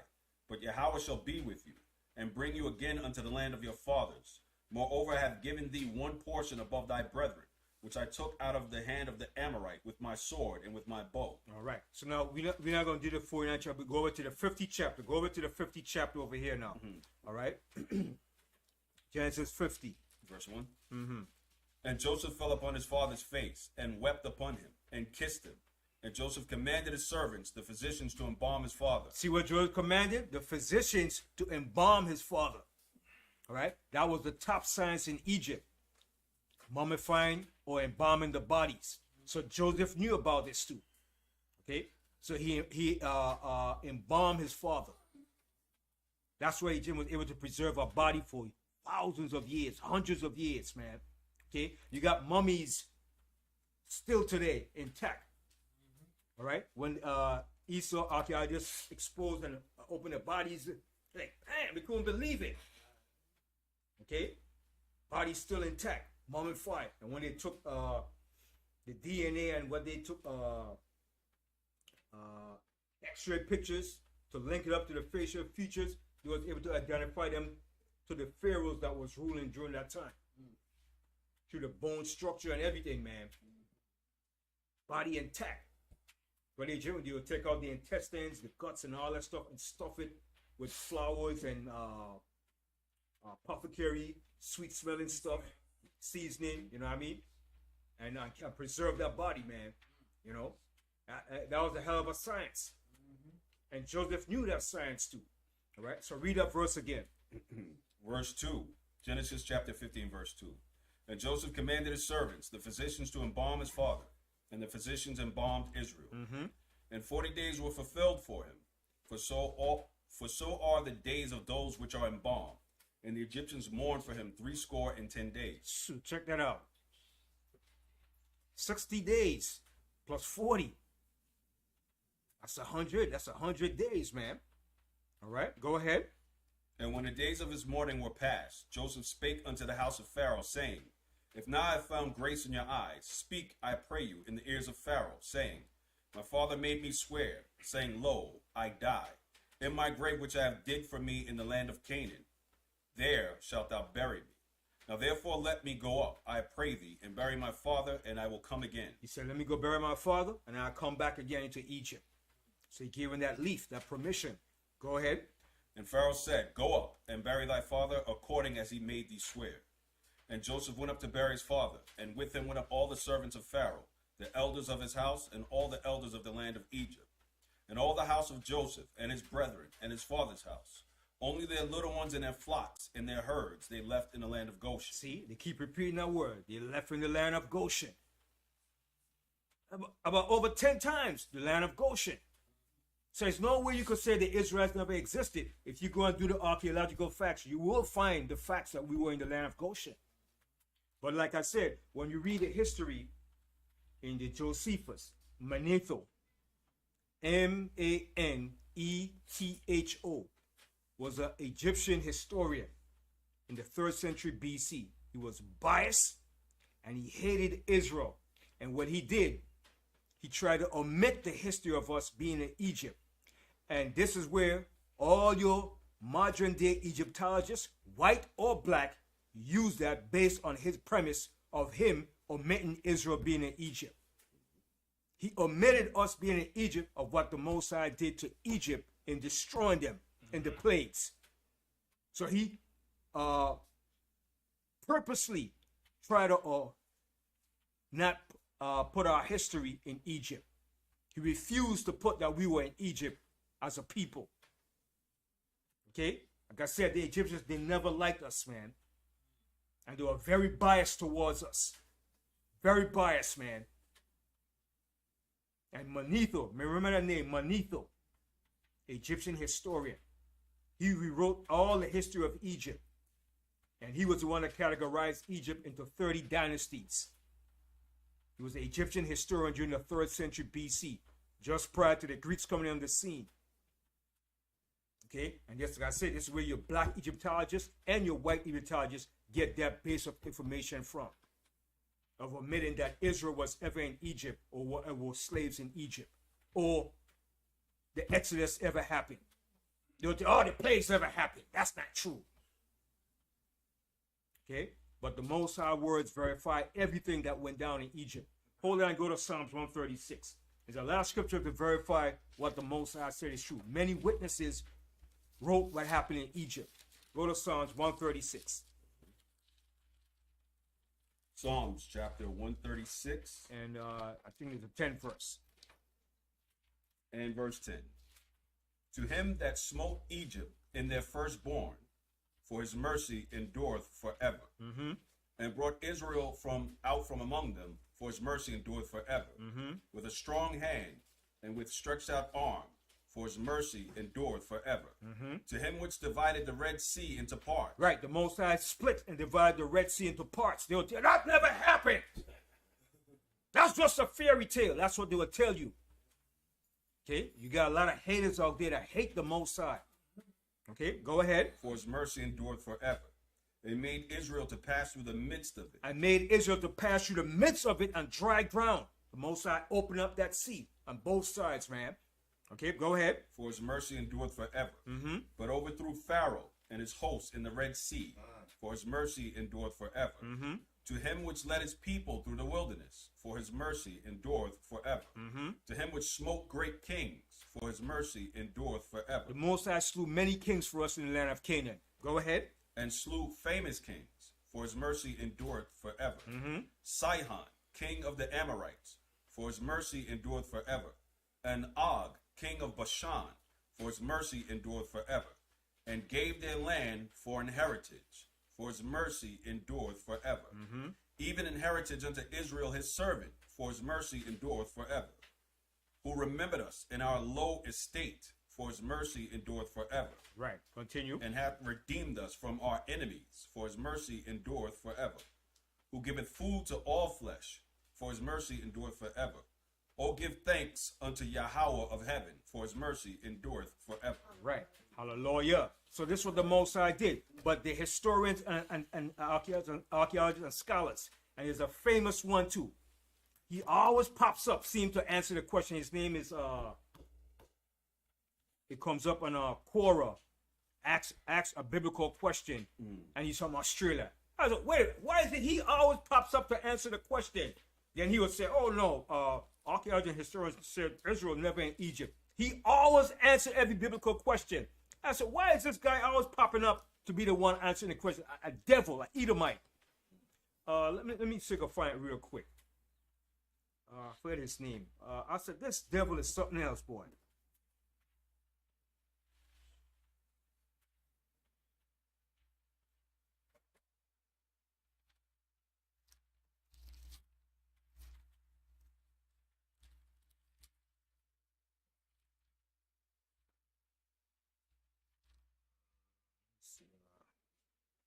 But he's from Australia.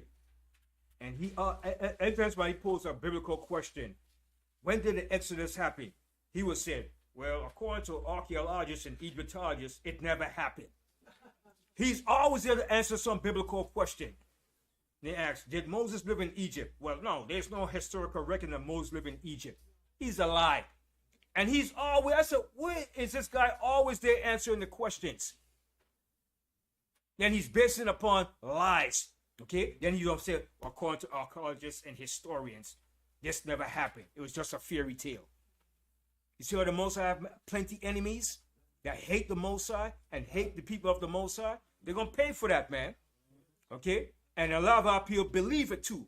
When they read, oh yeah, he's telling the truth. Yeah, that's true. And these Egyptologists promote that lies too. Remember when they came there about 2 weeks ago? The guy came up and said that there were never slaves in Egypt.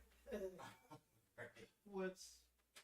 He said there were never slaves in Egypt. Egypt never had slaves. Where is he getting that from? From your black Egyptologists. Okay? They promote and teach that because they understood what the Most High did to Egypt. And a lot of your Egyptologists are atheists too. They're atheists. The white ones too are atheists. They're the biggest one.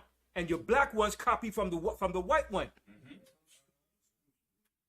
Okay? So continue reading on. Genesis chapter 50 and verse 9. And there went up with him both chariots and horsemen, and it was a very great company. And they came to the threshing floor of H.O.D., which is beyond Jordan. And there they mourned with a great and very sore lamentation. And he made a mourning for his father 7 days. And when the inhabitants of the land, the Canaanites, saw the mourning of the floor of H.O.D., they said, "This is a grievous mourning to the Egyptians." So they was calling them Egyptians because they were dressed and looked like Egyptians in the garb that they were wearing. But they weren't really Egyptians. But according to the Canaanites, according to what they was dressed, because every culture had a certain dress code. You all know that, right? Every culture or nation had certain dress codes.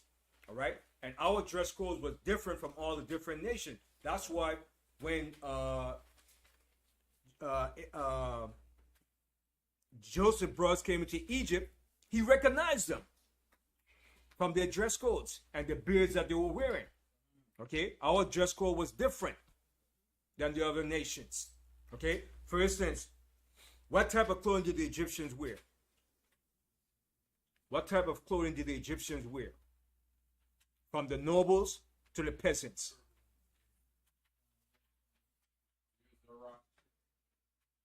You use a wrap around them. Made of what? Cotton. Okay? Most of our clothing was made from what? Either sheep's, goat clothing. Only once in a while we will wear cotton sometimes. But a lot of time our clothing was made from sheep, goats, lamb. But the Egyptians wore cotton all the time because Egypt had one of the best cottons and finest linen in Egypt. All right? Now, if you're of the royal family, you will wear a crown. All right? It was a crown that's shaped like a you ever see the pin? And for the pin they use for bowling, the Egyptian crown looks similar to that. All right. If you came from Lower Egypt, you wear a red crown.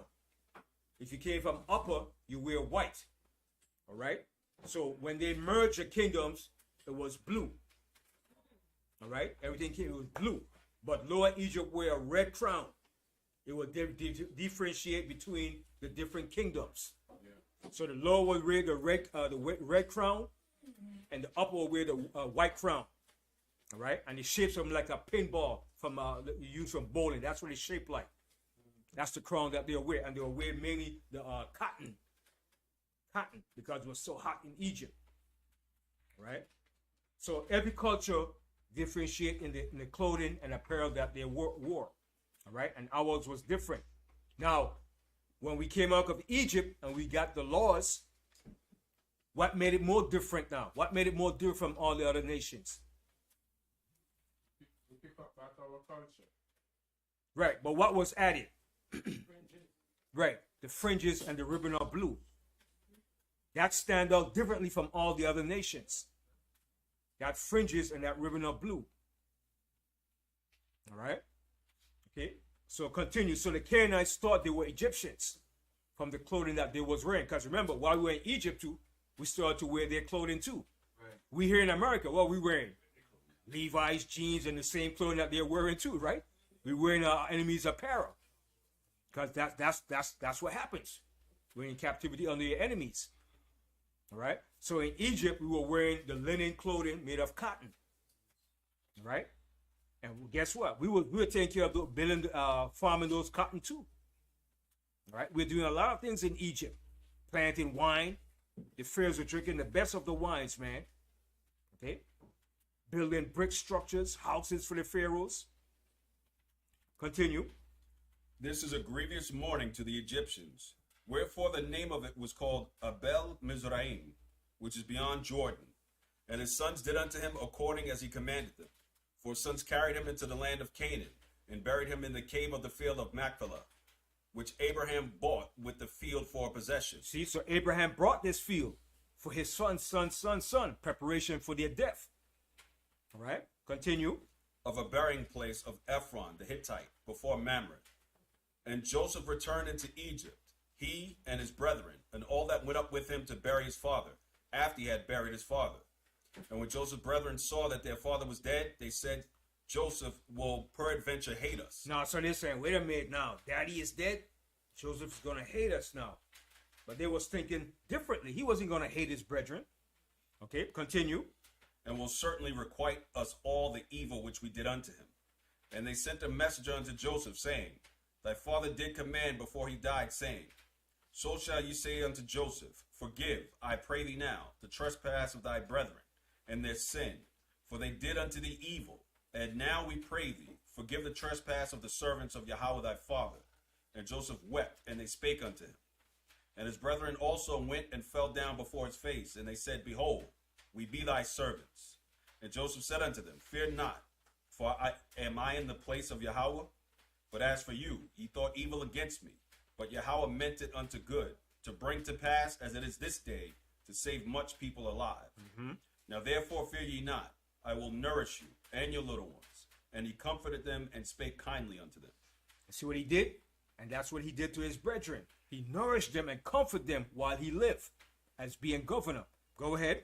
And Joseph dwelt in Egypt, he and his father's house. And Joseph lived 110 years. So he lived, Joseph lived to be 110 years. 110 years. So from the time he began to rule from 30 to 110, that's what? 80 years of him ruling Egypt. 80 years of him ruling Egypt as governor. Continue. And Joseph saw Ephraim's children of the third generation. The children also of Machir, the son of Manasseh, were brought up upon Joseph's knees. And Joseph said unto his brethren, I die, and Yahweh will surely visit you, and bring you out of this land unto the land which he sware to Abraham, to Isaac, and to Jacob.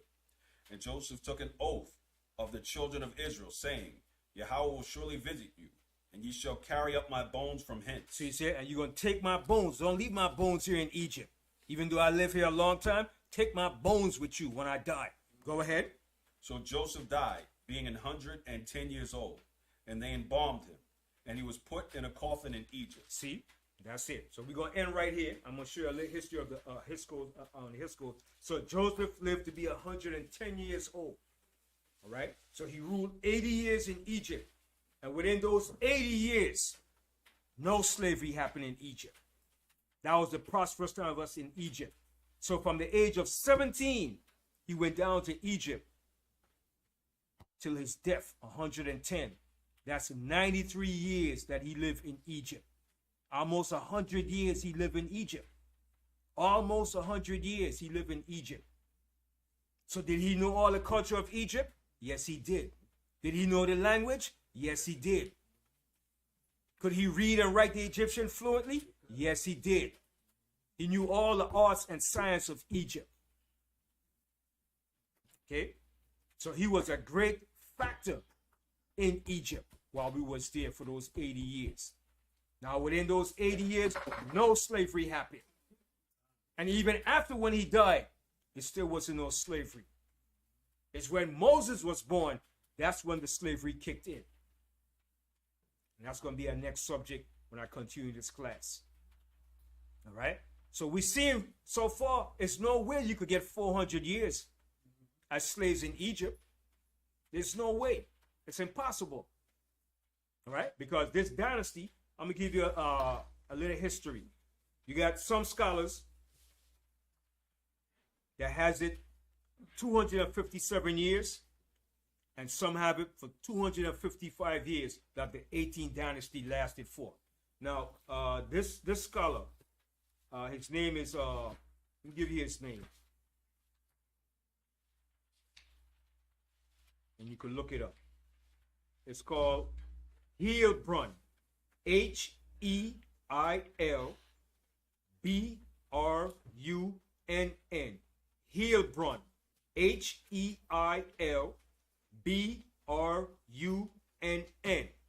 Now he has this dynasty, 17 rulers that rule in that 18th dynasty. And he has the beginning period with Ammuz, 1550 BC. So the last ruler, which is Haremheb, 1295 BC. Count him, how many years is that? 1550 BC to 1295 BC. Do the math. How many years is that? Do the math. Everybody, do the math and see. 1550 BC to 1295 BC. and see how many years is that.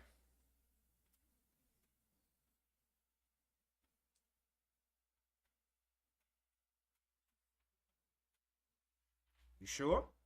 1550 BC to 1295 BC. So 255. How much? 255. 255. 255 years. 1550 BC to 1295 BC is 255 years. That's the length of that 18th dynasty of Egypt. So if that dynasty lasted and ruled for 255 years, it's no way you could get 400 years of slavery in Egypt. That's one scholar that give that time period. Now there's another scholar. I mainly go with 2 or 3 scholars. I don't go with a whole heap of scholars. It gets too confusing. 2 or 3 is the most. Now this scholar here, his name is Michael Stoker. All right? And these black historians, I don't follow them because they're a bunch of liars too. They ain't gonna tell you no truth. They're gonna lie. This name is Michael Stoker. Let me spell his name. You could get it.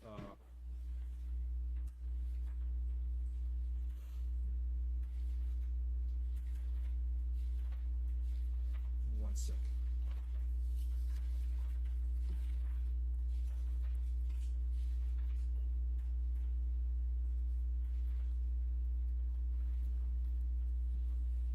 His name is Stocker. Stoker. Michael Stoker. And it was called The History of Ancient Egypt. What is that? I wrote his name down here. 1 second.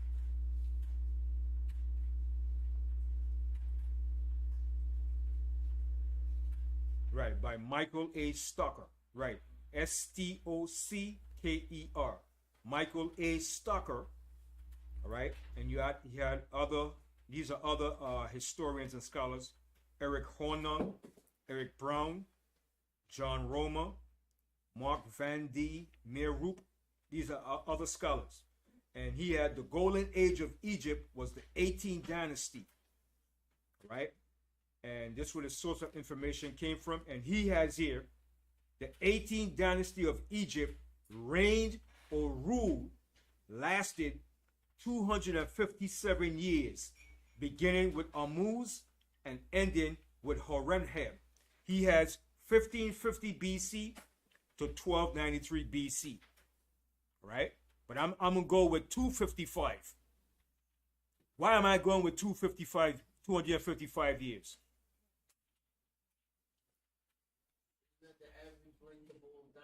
That's the average length of most ruling empires, 250 years. Empires of rulership lasted for 250 years.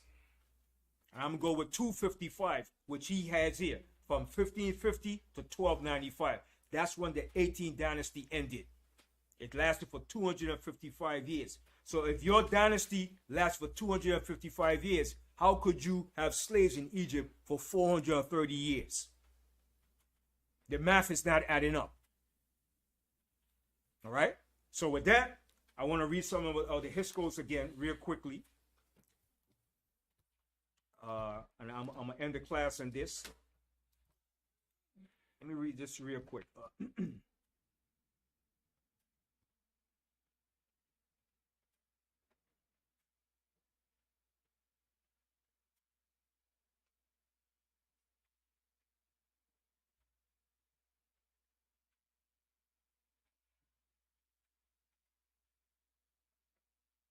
And Yeshua, I want you to read this for me. It's called The Fall of the H.O.D.C.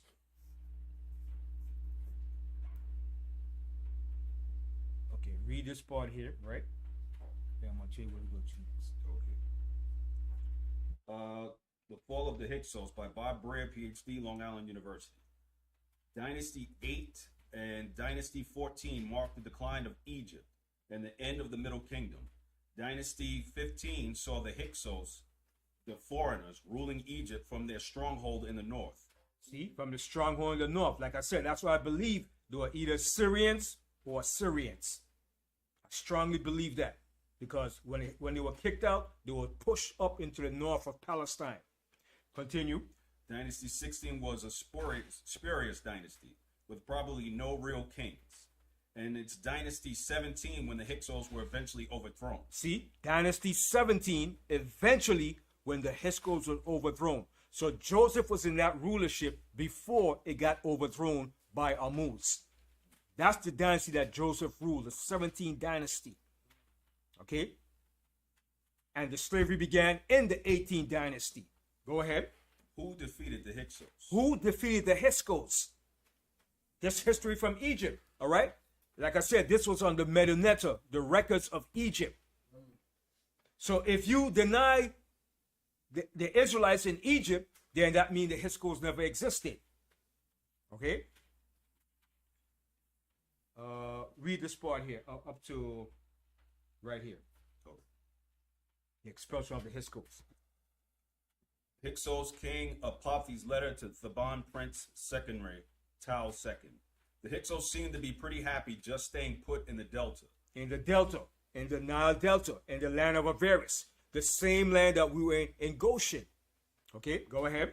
But in the south, Thebes. In the south, the Thebes, which was Upper Egypt, go ahead. Which is a good-sized city, is being ruled by Theban princes. It's being ruled by the Theban dynasty of their rulership. That's where Tammuz and Amenhotep the first came from that dynasty. Go ahead. And now our story starts. Now the story starts. Go ahead. The story of the expulsion of the Hyksos. The story of the expulsion of the Hyksos. So I close the case. If Israel never existed, the Hyksos never existed. Because Israel was in the period of the time of the Hyksos' reign. So if you say Israel never existed, then the Hyksos never ruled Egypt. And they can't deny that.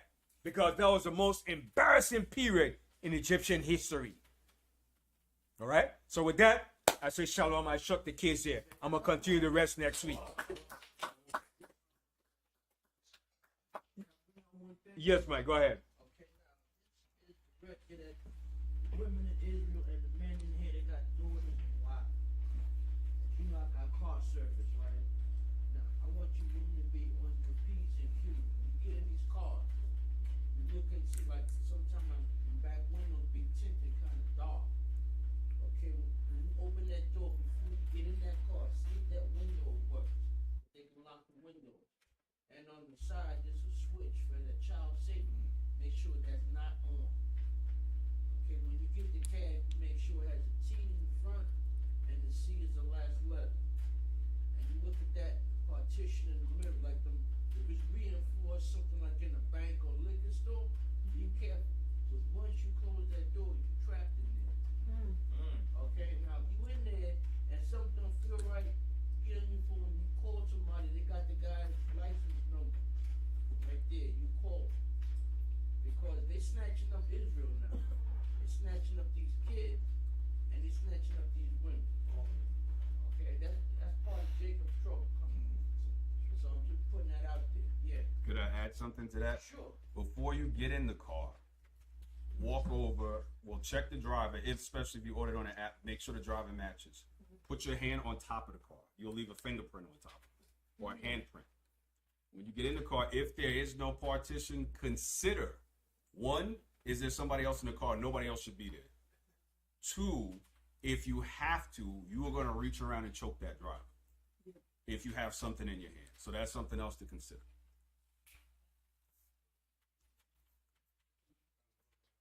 And text somebody while you're in there. Let them know your location. If it's on an app, there's a button you can click, share my location, and they know exactly where you're going, and there's a timestamp on it. If you can't share it, send a text out. Your text is timestamped. Everything gives an idea of where you were, and if they want to, they can find where that text message was sent from, what cell tower it went to. But worst case scenario.